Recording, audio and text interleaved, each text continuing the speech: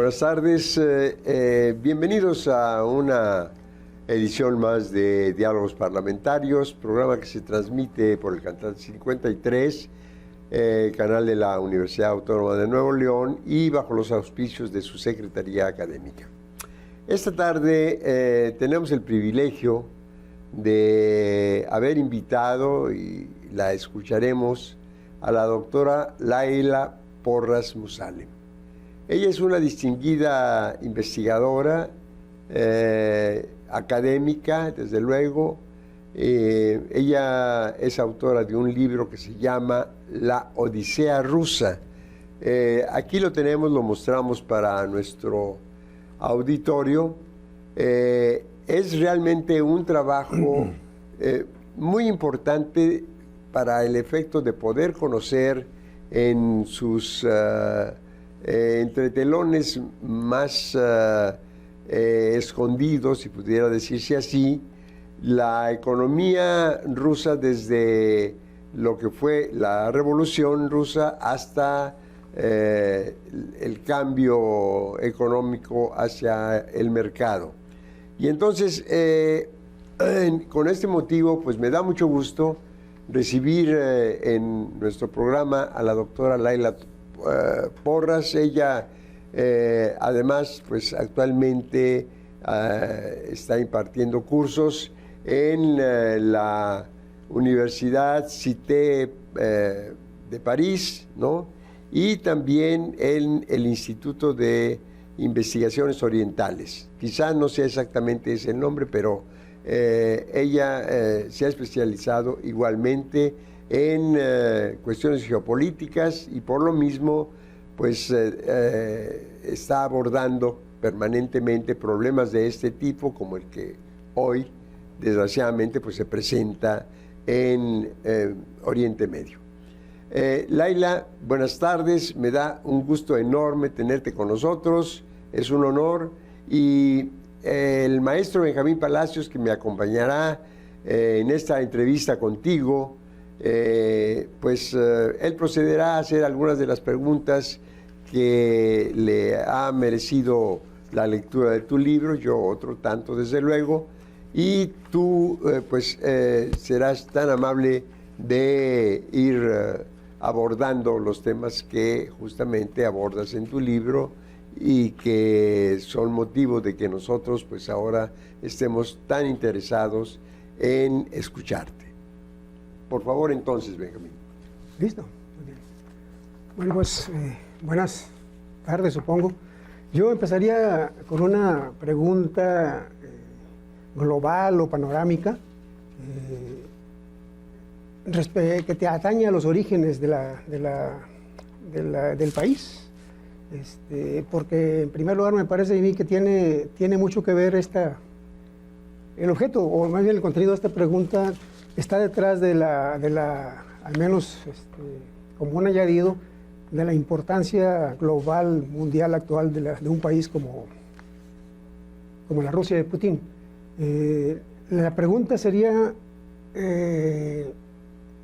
más bien es primero un panorama global y luego la pregunta.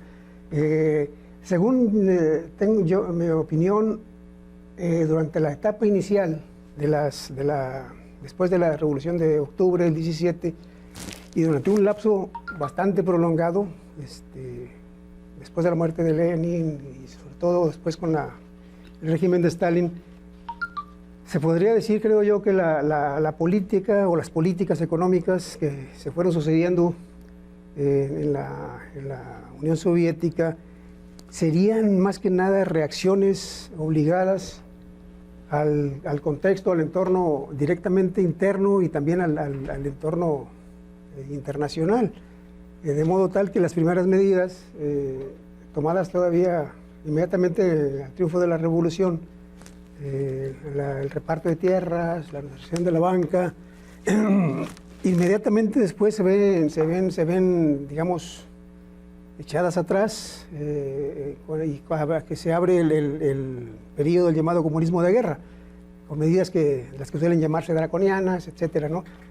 Después de este lapso que es corto, el del comunismo de guerra, la siguiente reacción también ante el descontento campesino de la sociedad en general rusa, surge la nueva política económica, ¿no? Que intentan introducir en cierta medida la propiedad privada, la cuestión del comercio, etcétera, ¿no? Para no hacerlo largo, después de la NEP, ya con la muerte de Lenin y con Stalin, pasado un tiempo, allí por el 27, creo que también lo señalas en el libro, se intentan sentar las bases de la economía planificada con la imposición de los planes quinquenales. Las reformas, como señala Laila en el libro, que provienen después de la muerte de Stalin con Khrushchev, como se diga ahora, en realidad también no logran, no son una reforma económica radical con respecto a lo que venía, al panorama que había dejado Stalin, y con Yeltsin, Gorbachev primero y después Yeltsin sobre todo, pues se da lo que yo digo es una camada instantánea de oligarcas capitalistas, hasta llegar al punto actual, ¿no? Con el actual presidente de Rusia. Entonces, en ese panorama, yo lo que creo, digamos, no me gusta decir que estoy convencido porque luego uno puede dar marcha atrás después, pero mi opinión firme es de que en la Unión Soviética, bueno, en la Rusia actual, en la Rusia zarista, después del 17 y en el periodo que se abre de la plantación del socialismo, en realidad el socialismo nunca llegó a nacer, sino que fue una suerte de etapas de política económica que eran reacciones al entorno. Entonces, no sé si usted estaría de acuerdo en esta sería la pregunta, en esta afirmación de que en ese país el socialismo en realidad no nació nunca. No nació. Eso sería. Adelante, Laila, bueno, con esa provocación. Quiero agradecer a Abraham y a Benjamín esta invitación, les agradezco mucho. Y bueno, entrando al tema inmediatamente a la pregunta de Benjamín y a todo el contexto que acaba de describir, lo primero que me parece muy interesante de este pequeño resumen que hiciste, Benjamín, pues es decir que en realidad todo lo que ha pasado en Rusia desde el nacimiento de lo que se llamó socialismo, ahora respondo después a tu pregunta, y todo el desarrollo de hasta que se derrumbó la Unión Soviética en el 91 y todo lo que ha sucedido ahora no puede estar fuera del contexto internacional, ¿no? O sea, todo lo que ha sucedido en Rusia siempre ha tenido que ver con cuestiones internas, pero también con el factor de la inserción de Rusia en el contexto internacional. No se pueden disociar las dos cosas, ¿no? Cuando uno te escucha es lo primero que me viene a la mente de pensar. La segunda, la respuesta realmente a la reacción, a la reacción que tuviste tú al leer todo esto y hacer este resumen de si el socialismo existió o no, pues depende de cómo caractericemos el socialismo, ¿no? O sea, en el siglo XIX, pues empezaron, y un poco antes algunos pensadores del siglo XVIII, pero más en el siglo XIX, pues empezó a teorizar lo que tenía que ser el socialismo, siempre pensando en movimientos teóricos y también sociales y políticos de que tenía que llegar a un sistema que fuera más justo que el sistema capitalismo, en donde realmente el ser humano pudiera vivir en libertad, ¿no? Y con justicia social, con igualdad. Pero esto en realidad, digamos que va a tener una nueva etapa en el siglo XX con el nacimiento de la URSS en el 1922, de la Unión de Repúblicas Socialistas Soviéticas, que ellos se autodenominan así. Entonces, cuando se habla de socialismo, en realidad hay que tener simplemente claro de lo que se está diciendo, ¿no?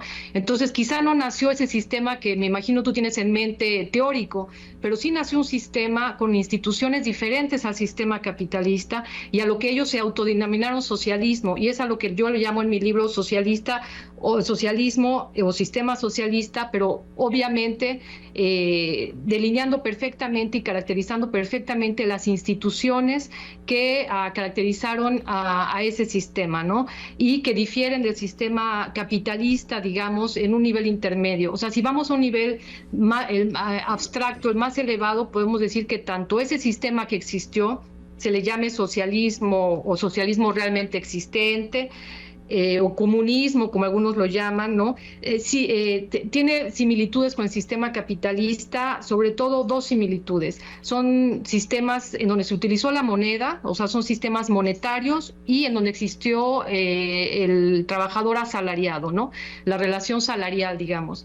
Y eso lo tuvieron estos dos sistemas. En un nivel intermedio difieren bastante, entonces sí se puede caracterizar este sistema, llámesele socialismo realmente existente, quizás es algo que prefieras tú llamarle, ¿no? O por lo menos en el libro lo que yo hago, no le llamo socialismo realmente existente todo el tiempo, pero sí lo digo desde el principio, que cuando voy a hablar de ese socialismo es el que se puede, digamos, caracterizar en un contexto histórico concreto.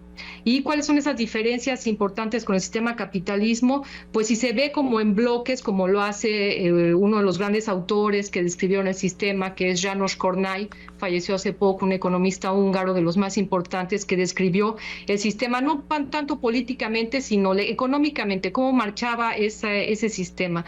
Y ese sistema, pues digamos que si se ve como en bloques, ¿en qué difiere con el sistema capitalista? El primer bloque, que es el bloque del poder político, difiere en cuanto a que todo el sistema de la Unión Soviética y el de todos los países satélites, no se puede mencionar a Hungría, a Checoslovaquia, a Polonia, tenían un solo partido, no había elecciones, era un solo partido único, llamado ellos mismos comunista. Difiere del sistema capitalista en el sentido, no lo voy a contraponer con la democracia, porque en el sistema capitalista puede funcionar con los sistemas autoritarios, pero sí con un poder político que es favorable a la propiedad privada, ¿no? Entonces ahí ya hay una diferencia sistémica, se puede decir. El segundo bloque sería el de la propiedad, precisamente, en donde en el sistema capitalista pues predomina la propiedad privada, y en este sistema socialista realmente existente pues era más bien la propiedad estatal. Estos dos bloques, digamos, es lo que van a determinar las siguientes instituciones y el modo de coordinación. El modo de coordinación en la Unión Soviética pues era un modo de coordinación planificado, ¿no? Entonces también se le puede llamar economías planificadas, ¿no? O sea, cuando yo digo en el libro socialista, me estoy refiriendo también a estas economías planificadas, en donde, digamos, había un plan quinquenal que era el que organizaba la producción, mientras que en el sistema capitalista es más bien a través de los mercados y de la reacción a los precios, por ejemplo, a la demanda, ¿no? Las grandes crisis, como sabemos, que han sucedido en el sistema capitalista muchas veces tienen que ver con la demanda o con la relación del mercado. Esto va a dar también, digamos, otras características importantes que se pueden distinguir entre todos estos países autodenominados socialistas y los sistemas capitalistas, como es una reacción más débil a los precios en el sistema socialista, y también lo que se le llamó, digamos, una límite fiscal laxo o un límite fiscal duro, ¿no? Es decir, en el sistema capitalista, digamos, hay límites a las empresas, ¿no? Que tienen que hacer, por ejemplo, ganancias, mientras que en el sistema socialista, pues las empresas podían trabajar con pérdidas, ¿no? Siempre pidiendo más recursos al planificador central. Esto va a dar también hechos estilizados, ¿no? Lo que llamamos los economistas los hechos estilizados, que en el sistema capitalista vamos a ver que en general siempre son economías en donde hay desempleo, ¿no? Por ejemplo, gran desigualdad, mientras que en estos sistemas la desigualdad estaba más comprimida, aunque existía, nunca se terminó con la desigualdad realmente, pero sí estuvo más comprimida, tanto de salarios como de ingresos. Y realmente un sistema que funcionaba en la penuria, ¿no? En la escasez. Entonces, sí, digamos, sí se puede decir que hubo un sistema que duró casi 100 años, 75 años, ¿no? Desde la toma de los bolcheviques en el poder, como bien lo mencionaba, se empieza a cambiar todo porque se empiezan a tomar las tierras, se empiezan a nacionalizar todas las empresas, prácticamente en el 21, 22 ya estaba toda la economía, digamos, como propiedad estatal, ¿no? Bueno, después vienen los años 30 con la gran colectivización de la tierra, pues que como sabemos fue una de las grandes tragedias, ¿no? Que que vivieron estos pueblos. Entonces, pues me parece que sí se puede llamarle sistema socialista, pero mientras se aclare que se está hablando de un sistema que está contextualizado históricamente, ¿no? Entonces, la rivalidad entre el socialismo y el capitalismo que existió en el siglo XIX, ¿no?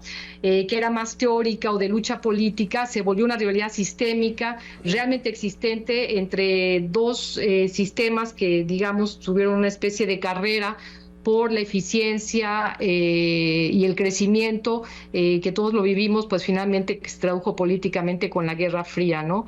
Y pues con la dislocación de la Unión Soviética, tanto por factores internos, por lo que mencionaba yo de esta economía que funcionaba con la escasez, que podemos, si quieren, después entrar en más detalles en otra pregunta, y por factores externos también, sí, ¿no? Como tú mencionas, en el próximo bloque podemos entrar justamente en los detalles relacionados con lo que fue propiamente la economía bajo Stalin, ¿no? Ya con todos los cambios y modificaciones que se le hicieron, pues, a la original NEP o Economía Nacional Popular, por decirlo así. Claro que sí. Bueno, como sabemos, con la muerte de Lenin y la llegada de Stalin al poder, va a cambiar radicalmente el proyecto que se tenía, ¿no? De los bolcheviques al principio y el proyecto sobre todo leninista, ¿no? Eso queda claro. Llega Stalin pues con medidas del terror, ¿no? De una violencia extrema. Realmente Stalin tenía bastante miedo, parece, del poco papel que podía tener, digamos, por ejemplo, el Partido Comunista en el campo, ¿no? Sobre todo los campesinos. Tenía miedo al campo y, por otro lado, pensaba que era gracias al campo y a la explotación del campo que se iba a poder desarrollar la industria. Esto hace pues que se empiecen a tomar medidas muy duras, criminales, ¿no? Más que duras queda muy poco el adjetivo, criminales contra la población campesina al colectivizar el campo. Esto lo van a sufrir todos los campesinos de todos los pueblos que ya formaba la Unión Soviética. Sabemos que se formó finalmente con 15 estados que eran también antiguas regiones que había tenido el Imperio Ruso, y pues el resultado es bastante ambivalente. Por un lado, los primeros años, los años 30, pues lo que se le llamó, como lo digo, la colectivización del campo, y empezaron también los años de terror, ¿no? A perseguir perseguidos políticos, los kulaks, ¿no? Enviar a la gente a los campos de concentración, desplazar grandes cantidades de gente, ¿no? Fue una cosa bastante terrible. Se pueden también mencionar las hambrunas por las que pasaron esos pueblos, ¿no? La primera hambruna, que fue después de la toma del poder por los bolcheviques, y la guerra civil, en donde también estuvieron varias potencias extranjeras invadiendo. Por eso digo siempre, ¿no?, que no se puede entender la historia rusa sin ver la inserción que tuvo en el contexto internacional. Generalmente pasa en todos los países, pero creo que como pocos países, para Rusia esto es cierto, ¿no? Entonces, con la guerra civil y las invasiones extranjeras, se produce la primera hambruna, digamos, en los años 20, que fueron millones de muertos. La segunda hambruna, ya en la época de Stalin, que se le llama la hambruna criminal, porque en este momento, por ejemplo, en algunos años sabía Stalin que había problemas de hambruna, y sin embargo se seguía exportando el trigo al extranjero, ¿no? Por eso mismo ahora, ¿no?, si vamos un poco, aunque lo vamos a tratar más tarde, al contexto de Ucrania, uno de los críticas que hace Ucrania ahora a regresar a hablar de esta hambruna, que por muchos años no se pudo discutir digamos, no era un debate, se cayó completamente esta segunda hambruna de los años 30 en la sovietología, digamos. Ahora que se retoman los archivos y se habla, hay toda una discusión de historiadores en las que para algunos, y sobre todo en Ucrania, obviamente, se ve como un crimen en contra del pueblo ucraniano, ¿no?, como una especie de genocidio contra los ucranianos. Esto también ha sido muy debatido ahora en la época contemporánea, no solo en Rusia, sino también en lugares como Francia, que es, bueno, donde yo me encuentro y donde conozco un poco más, en donde finalmente hay toda una discusión entre historiadores, en donde dice, bueno, finalmente esta hambruna, obviamente fue criminal, pero fue una hambruna criminal del Estado soviético en contra de los pueblos, del pueblo, digamos, porque también murieron muchos rusos y también murieron muchos kazajos, por ejemplo, ¿no? Sobre todo, donde estaba el campo importante, ¿no? Ucrania, Rusia y Kazajistán. Entonces, bueno, pues como digo, la época de Stalin fue una época pues de mucha violencia, y a la vez empezó a surgir una industria muy importante que también fue muy impresionante, la evolución industrial de este país, ¿no? Fue hasta la fecha se considera como un ejemplo a veces de cómo un país que vivía prácticamente en la miseria y muy poco desarrollado y completamente rural, en pocos años se vuelve una industria, ¿no? Una potencia industrial, perdón. Entonces, pues vemos tasas de crecimiento muy elevadas, y esas serían, yo creo, la otra cara de la moneda, ¿no? La colectivización y la tragedia del campo, y por otro lado empiezan los grandes desarrollos hacia el este del país, hacia Rusia, es cuando se empieza a poblar también el este, a desarrollar las grandes industria, ¿no? De metalúrgica, y de los hidrocarburos, etcétera. Entonces, digamos que vamos a ver en esta época estalinista ese gran crecimiento, pero pues con mucha violencia hacia el pueblo, hacia todos los pueblos, ¿no? Yo creo que serían las dos cosas que las dos características más importantes del periodo estalinista, y vamos a ver que con Khrushchev, con la muerte de Stalin, a la llegada de Khrushchev, va a cambiar bastante eso. Se va a dejar un poco de lado la prioridad de la industria pesada y se va a empezar a dar un poco más de apoyo, digamos, a la industria del consumo cotidiano. Empiezan a crearse más electrodomésticos, empieza a subir los salarios. Entonces es como un respiro para el pueblo ruso. Digamos que a partir de los años 50 y 60, la vida para los soviéticos empieza a cambiar radicalmente, empieza a tener una vida, digamos, que es cuando ya se empieza a comparar todo ese sistema soviético, todas estas economías socialistas, digamos, con el sistema capitalista desarrollado. Entonces es interesante ver que cuando se comparaban los dos sistemas, digamos, pues estos sistemas socialistas, hablo de la Unión Soviética, pero también se pueden hablar de los países satélites, ¿no? Como Checoslovaquia, Polonia, Hungría, etcétera, pues llegaron a hacer un desarrollo bastante importante, ¿no? Pues la comparación natural, digamos, se hacía con los países capitalistas desarrollados, no con los países de América Latina o de África o de Asia pobres, ¿no? Sino con los países desarrollados. Lo que significa es que sí se dio un salto cualitativo a partir de los años 50, yo diría, desde antes, pero pues con mucha tragedia humana. En cambio, a partir de los años 50, 60, pues ya se empezó a tener, digamos, un nivel de vida mucho más aceptable para el pueblo soviético. Laila, desde el punto de vista histórico, creo que es muy importante eso que tú señalabas, es decir, la suerte, el destino de un movimiento revolucionario donde todo tiende a cambiar o todo se intenta cambiar, pues es algo que tiene que ver directamente con cada uno de los movimientos revolucionarios importantes que nosotros conocemos en el mundo, iniciando con Francia. Es decir, Francia siempre estuvo amenazada, y es por ello que luego se desata una violencia interna, porque se requiere reafirmar aquello que se persigue, los fines de la revolución, ¿no? En la medida en que las potencias extranjeras están amenazando con invadir Francia.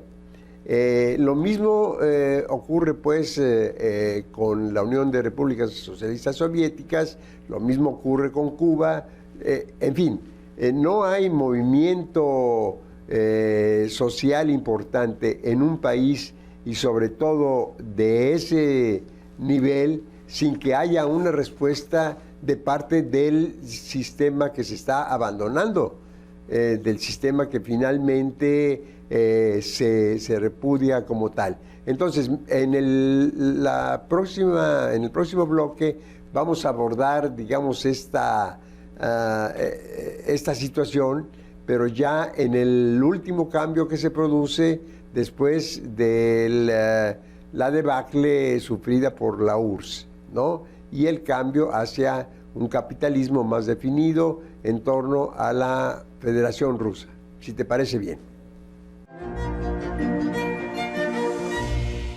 Laila, como tú lo decías, la presión internacional forma parte prácticamente de toda la historia de la Rusia soviética y no era o no iba a ser excepción en este caso el último cambio en el que pasa a ser una federación rusa y a abrazar los fundamentos capitalistas, sobre todo en términos económicos. Así que me gustaría en ese sentido que tú nos precisaras de qué manera se produjo ese cambio, qué es lo que había anteriormente en el curso de lo que fue la URSS, que apareciera o se potenciara ya con el cambio hacia el capitalismo en Rusia, y cuáles han sido sus efectos más notables. Por favor. Bueno, volvemos al mismo punto del principio, no se puede disociar la evolución rusa del contexto internacional. Empieza a haber una crisis, digamos, del sistema, que aunque había ya pasado por algunas crisis, se habían podido solventar, ¿no? Pero vamos a ver, con ciertas reformas, pero vamos a ver que en los años 80 ya se veía un declive en términos, por ejemplo, de producción económica, no solamente en la Unión Soviética, pero también en los países de Europa Central y del Este. Entonces vamos a ver esta disminución del crecimiento, ¿no? Y de la productividad. Y va a haber ciertas reformas. Las reformas más importantes o las más audaces, aunque hubo ciertas con Khrushchev y con Brezhnev, van a ser las de Gorbachev, que son las que aparte pues se conocen más, ¿no? Con las reformas de Gorbachev, él se da cuenta de que el sistema económico a través de sus reformas no pueden estar cambiándose, entonces que tiene que también cambiar la parte política. Entonces, bueno, va a ser la perestroika y la glasnost, las dos grandes reformas del periodo de Gorbachev. Vamos a observar que en este periodo va a haber muchas sorpresas, digamos. En primera, pues Gorbachev no quería realmente salir de ese sistema, simplemente quería reformarlo, hacerlo más atractivo, más eficaz. Pero sus reformas pues, van a provocar consecuencias imprevistas. Muchas de estas consecuencias tienen que ver, bueno, con dos temas sobre todo. Uno, que se empiezan a dar cuenta los otros países que ya Gorbachev o la Unión Soviética no va a actuar militarmente en contra de ellos y se salen del yugo soviético, ¿no? Como lo vimos con el movimiento Solidaridad en Polonia, y luego sigue la caída del muro de Berlín, en Checoslovaquia, etcétera.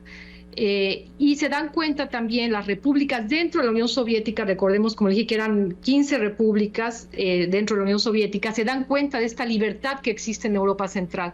Eso va a hacer que empiecen ellos también, a ciertas repúblicas, a pedir más libertad y a buscar la independencia. Va a empezar por el eslabón más débil, digamos, que eran las repúblicas menos afianzadas a la Unión Soviética, como son los estados bálticos, que llegaron mucho después a formar parte del bloque soviético durante la Segunda Guerra Mundial. La otra consecuencia imprevista de las reformas de Gorbachev, pues va a ser ahí va a empezar a formarse, digamos, lo que va a ser después la oligarquía rusa. Es decir, esta libertad de comercio, esta libertad empresarial, a través de diferentes leyes que se fueron haciendo durante la época de Gorbachev, va a hacer que las cooperativas no estaban tan sujetas al plan del planificador central y empiezan entonces a apropiarse de recursos importantes del Estado. Los empresarios y gerentes que estaban directamente vinculados a estas empresas empiezan a darse cuenta de que esta libertad es real por parte del gobierno y van a empezar entonces a adueñarse de ciertos recursos del país. Entonces estas van a ser las dos, digamos, las dos consecuencias imprevistas de las reformas de Gorbachev. Vamos a ver entonces que empieza a haber una gran desorganización económica, inflación, empieza a haber problemas también con el déficit del Estado, porque para atacar el problema del alcoholismo habían prohibido el alcohol y empiezas a recibir mucho menos dinero del alcohol, de la venta de alcohol. El Estado empieza a correr un déficit importante, también por las caídas del precio de los hidrocarburos en el extranjero. Recordemos que las principales divisas que venían del extranjero era por la venta de hidrocarburos. Así que empieza un problema deficitario importante, aunado a toda esta, digamos, desorganización, ¿no? Desorganización económica. Los gerentes empezaban entonces ya no a pensar en el bien común, sino en cómo en ese contexto de desorganización se apropiaban de los recursos del país. Así que vamos a ver esas dos, digamos, evoluciones que se van a dar de manera paralela. Entonces, es interesante ver que esa caída del Producto Interno Bruto, de crecimiento, digamos, disminución de las tasas de crecimiento durante los años 70, 80, seguían siendo positivas, pero cada vez más bajas. Es decir, había una desaceleración del crecimiento económico, pero solo se van a volver negativas, eso es interesante, durante la época de Gorbachev. Durante la época de Gorbachev vamos a ver realmente una caída en el PIB por la primera vez en la Unión Soviética, desde que se formó. Eso me parece que es interesante. Y en el 91, pues ya la desorganización, como lo comentaba, ya es muy grande. Ya muchos de los estados empiezan a pedir la independencia y se les empieza, digamos, a dar esta libertad, ¿no? Empieza, como lo dije, por los estados bálticos y finalmente en diciembre de 1991 se reúnen las mismas primeras estados o, digamos, regiones que se habían reunido para crear la Unión Soviética y declaran finalmente la muerte de la Unión Soviética el 25 de diciembre de 1991, y Gorbachev termina renunciando a un país que ya realmente no existe, ¿no? Ya todo el mundo había declarado su independencia y así es como, digamos, empieza a transitar Rusia, ya sola como Rusia, como Federación Rusa, y todas las demás a un nuevo sistema. El sistema que se va a escoger finalmente para allá iba encaminado todo, digamos, pues era el sistema de economía de mercado. Y se empieza a dar toda una discusión en el seno de la clase gobernante, pero pues muy apoyada por los asesores internacionales, sobre todo por asesores internacionales que venían del FMI, del Banco Mundial y de Harvard, de la Universidad de Harvard en Estados Unidos. Son realmente los actores más importantes que van a empezar a dar propuestas de política económica para transitar a la economía de mercado, que también sería un término bastante teórico. Yo prefiero llamarle capitalismo. Y empiezan a dar una serie de políticas y de, digamos, de consejos de política económica de lo que tienen que hacer Yeltsin en Rusia en 1992 y pues todos otros países también, ¿no? Pero nos vamos a enfocar este día en Rusia. Así que deciden finalmente, porque además pues era como el chip que tenían en la cabeza los economistas neoliberales, no conocían las sociedades socialistas o soviéticas, su funcionamiento, como sí había muchos sovietólogos en el mundo, los mismos economistas de estos países, a economistas muy importantes, pero no se les escuchó. A los que se les va a escuchar es a los economistas, como lo repito, del Banco Mundial, del FMI, de Harvard, del Harvard Institute, del Instituto de Harvard para el Desarrollo. USAID también está metido en este cambio, y lo que van a pregonar, lo que conocían, como lo comentaba, es políticas neoliberales que se habían aplicado, lo conocemos bien nosotros como mexicanos, en el consenso de Washington, ¿no? Lo que se llamaba el consenso de Washington, que son las políticas que se van a implementar en Rusia y en toda la región de los países exsoviéticos. Recordemos entonces cuáles son estas políticas del consenso de Washington, las más importantes. es la liberación de precios brutal, ¿no? De un día para otro se liberalizaron 80% de los precios, liberación del comercio exterior, es decir, quitaron todas las impuestos aduaneros, ¿no? Apertura completa a la inversión extranjera directa. No se indexaron los salarios ni los ingresos, pensando en que eso podía crear inflación, así que los que realmente pagaron el precio de la transformación brutal de Rusia pues fueron los trabajadores. Como lo digo, no se indexaron los salarios y los ingresos ni las pensiones, a pesar de que al haber la liberalización de precios, pues todos los precios se habían disparado y la inflación era galopante. A esta inflación galopante también se tiene que sumar la desorganización de la producción. Recordemos que cuando estaba la Unión Soviética, bajo una estructura que se llamaba KM, con los países de Europa Central y dentro de la Unión Soviética, había toda una conexión económica y comercial muy importante. Había algunos países o regiones de la Unión Soviética que estaban dedicados a cierta producción, ¿no? De algunas regiones de Asia Central venía el algodón, de otras regiones como el trigo venían de Ucrania, etcétera, ¿no? Rusia proveía de materias primas, es decir, había mucha conexión. Y al desmoronarse la Unión Soviética y el sistema KM, ¿no? Consejo de Ayuda Económica Mutua, se llamaba, pues se desorganiza toda la producción. Entonces la caída de la producción va a ser brutal. Estamos hablando de menos 15% para 1992. Laila, entonces, digamos, estas son... ¿sí? Tenemos poco tiempo así como para hacer una reflexión final, recapitulando todo esto que ha ocurrido luego de la caída pues de la Unión Soviética y el cambio hacia la economía capitalista. Entonces, ¿qué ha pasado y qué pasa en este momento otra vez bajo la influencia de la presión internacional en relación con la guerra de Ucrania o con Ucrania?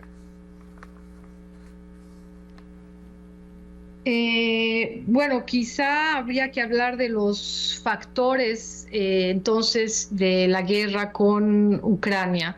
En el libro lo menciono, hay un capítulo que es realmente dedicado solo a eso, a cuáles son los factores con la guerra de Ucrania. Y es muy importante decirlo porque generalmente existen a veces opiniones que son casi caricaturescas, ¿no? Es decir, o Putin es un loco y quería adueñarse de todo el mundo y empezó con Ucrania, o la OTAN iba a terminar invadiendo Rusia y eso es lo que sucedió. Entonces son como dos factores muy contrastantes de lo que realmente sucedió, y por eso le dedico un capítulo entero a tratar de encontrar los factores que hicieron que se diera esta guerra. Como toda guerra, me parece, siempre pues es muy complejo buscar y encontrar todos los factores, y no se puede determinar un factor solamente, sino que es una explicación, me parece, multifactorial. Hay toda una herencia, digamos, histórica muy grande, muy importante de Rusia y de Ucrania, más que con otras regiones. Y que data de 1000 años, ¿no? Es decir, la parte del este de Ucrania ha estado ligada a la historia rusa desde el Imperio Ruso, desde hace muchos años, pero incluso desde antes, desde lo que se llamaba un protoestado, digamos, eslavo, el primer estado eslavo, que era la Rus de Kiev, desde el siglo, ¿no? Desde el año 998 más o menos. Entonces vemos que había toda una conexión, digamos, histórica muy compleja entre Rusia y Ucrania. Después, con los siglos, obviamente, ya regresando ya más a la época actual o desde el periodo soviético, pues la industria militar y la industria en general rusa y ucraniana también estaban muy, muy ligadas. Eso es muy importante comentarlo porque si no, no se puede entender lo que sucedió o la reacción de Rusia ante Ucrania. Otro factor importante, y después desarrollo lo que acabo de decir, otro factor importante es el papel que va a jugar las instituciones o los organismos internacionales, y estoy pensando a dos, ¿no? Obviamente a la Unión Europea y a la OTAN. obviamente tienen un gran papel que jugar, digamos, en todo lo que ha sucedido, ¿no? A pesar de que cuando se dislocó, digamos, la Unión Soviética y finalmente se aceptó la entrada de Alemania, porque de facto pues entraba a la OTAN, hubo una reunión muy importante, ¿no? Todavía estaba la Unión Soviética, Gorbachev, en donde se le prometió a la Unión Soviética que la OTAN no iba a moverse ni una pulgada al este, ¿no? Eso conocemos esa frase, y obviamente no se respetó. A la hora de que los países de Europa Central que salen, digamos, de la órbita de poder de la Unión Soviética, lo primero que van a hacer es tratar de entrar a la OTAN, y entran, ¿no? Empiezan a entrar a la OTAN, República Checa, Hungría, Polonia, etcétera, en los años 1999, luego 2002, y en el 2004 empieza a entrar también a la Unión Europea. Entonces, digamos que Rusia se da cuenta que, bueno, que todos estos países, pues, digamos, habían partido de su influencia, pero con Ucrania es muy diferente porque la relación que tenía con Ucrania era mucho más, históricamente, por los factores históricos, estaba mucho más ligada. Ucrania, digamos, a pesar de ser una nación con una gran también antigüedad, un pueblo muy antiguo, no había tenido una formación estatal moderna, digamos. Debido a eso, pues Putin, digamos, también se aprovecha de eso para decir que Ucrania realmente era rusa, aunque realmente siempre ha existido, ¿no?, un pueblo ucraniano, y son herederos de la Rus de Kiev, tal como los rusos son herederos de la Rus de Kiev, ¿no? Entonces es un abuso decir que los ucranianos son rusos. Lo que sí es cierto es que la parte del este de Ucrania, la mayor parte de la gente eran rusófonos, hablaban ruso, ¿no? Y muchos también eran de etnia rusa. Lo mismo va a suceder con Crimea. Entonces, al principio sí hay una guerra realmente casi civil, ¿no?, en donde la parte occidental de Ucrania siempre se ha considerado mucho más europea, digamos, occidental, y van a luchar en contra de los mismos ucranianos que se consideran, pues, con una cultura mucho más cercana a la cultura rusa. Entonces, ese es otro factor, digamos, que es importante mencionar para entender la crisis. La crisis, ya si vamos concretamente a cómo... Laila, pudiéramos organizar 2 o 3 programas más, porque sí es bastante complejo, no solo el cambio de un régimen socioeconómico a otro, sino las condiciones que prácticamente en muy poco tiempo se presentan, acompañadas pues de un movimiento bélico que hoy ofrece pues una serie de complejidades difíciles de desanudar, ¿no?, por lo que hace tanto a Ucrania como a la Unión Soviética. Ucrania vendrá a ser tal vez, y es muy probable, parte del mapa de la Unión Europea, y eso pues nos va a llevar a otra serie de reflexiones sobre esa conflictiva vecindad que siempre va a permanecer allí. Entonces, yo quisiera, ante todo, invitarte para una segunda charla sobre la Unión, quiero decir, sobre la Federación Rusa, porque la verdad es que sí ofrece una serie de elementos que no son fáciles de comprender, sobre todo para el grueso de la opinión pública. Entonces, sí se requiere un poco más de hilar fino en ese sentido, y te vamos a invitar. Apenas empecemos o reempecemos el próximo año a retomar nuestros programas, pues tendremos mucho gusto en invitarte para que tú puedas explicarnos todos estos vericuetos que se presentan entre Ucrania, Rusia y la periferia de estos dos países, que no es sino el resto del planeta, ¿no?, unos de un lado y otros del otro. Pero bueno, explicar yo creo que es lo fundamental en este caso. Tú lo has hecho con mucha propiedad, con un gran conocimiento, como está expuesto en tu libro. Esperemos que pronto justamente esta publicación pudiera llegar a las librerías locales. Aquí en Monterrey pues habría gran interés en conocer lo que tú planteas en cada uno de sus capítulos. Así que nuevamente, Laila, gracias por haber aceptado esta invitación nuestra, y a ti como a nuestro público les deseamos la mejor de las tardes. Muchas gracias a ustedes y será un placer volver a conversar contigo, Abraham, y con Benjamín.